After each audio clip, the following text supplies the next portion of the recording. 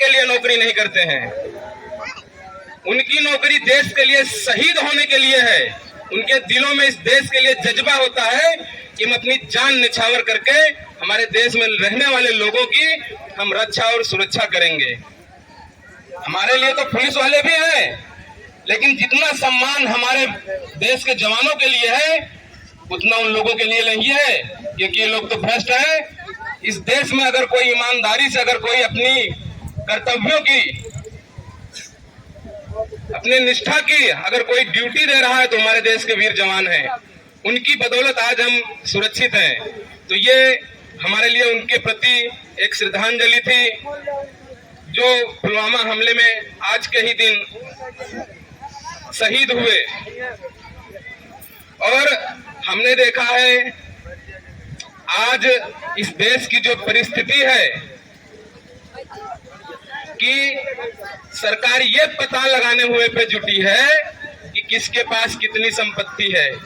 आधार से खाते लिंक कराए जा रहे हैं, आधार से लोगों की जमीन जायदाद लिंक कराए जा रहे हैं, इतनी बारीकी से पता की जा रही है। लेकिन पुलवामा में जो 300 किलो आरडीएक्स आया था, जिस आरडीएक्स की वजह से, जिस बारूद की वजह से हमारे देश के 42 जवान शहीद हुए, वो बारूद कहां से आया ये पता नहीं लगा रही है हमारी सरकार। उस पर सियासत हो रही है।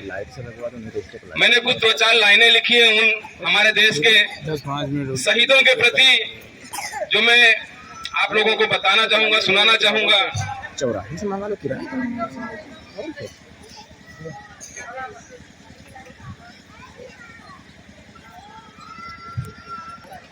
मैं कहूंगा क्योंकि मेरे जज्बात रुकते नहीं। मैं कहूंगा क्योंकि मेरे जज्बात रुकते नहीं। कभी आंखों में खुशी के तो कभी गम के आंसू थमते नहीं। कभी आंखों में खुशी के तो कभी आंखों में गम के आंसू थमते नहीं। मैं कहूंगा क्योंकि मेरे जज्बात रुकते नहीं। पूरा देश रोया था, पूरा देश रोया था उनकी शहादत पर, पूरा देश रोया था उनकी शहादत पर। बेटों की कुर्बानी वो जख्म है कि मां के आंखों से भी आंसू बहते नहीं। आप लोग ताली मत बजाइए प्लीज। बेटों की कुर्बानी वो जख्म है कि माँ बाप के आंखों से आंसू भी बहते नहीं।